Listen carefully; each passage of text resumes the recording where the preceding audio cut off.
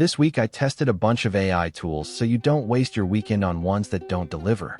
Here's what actually held up under real building tasks. First, I ran 3 AI coding assistants against the same job.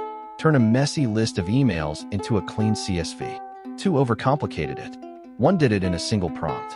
The lesson isn't which brand wins, it's how you test. So here's your concrete step for today.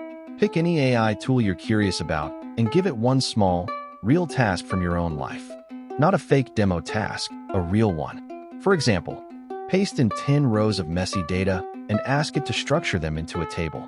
If it nails that in under 2 minutes, it's worth learning. If it fights you, move on. That single test saves you hours.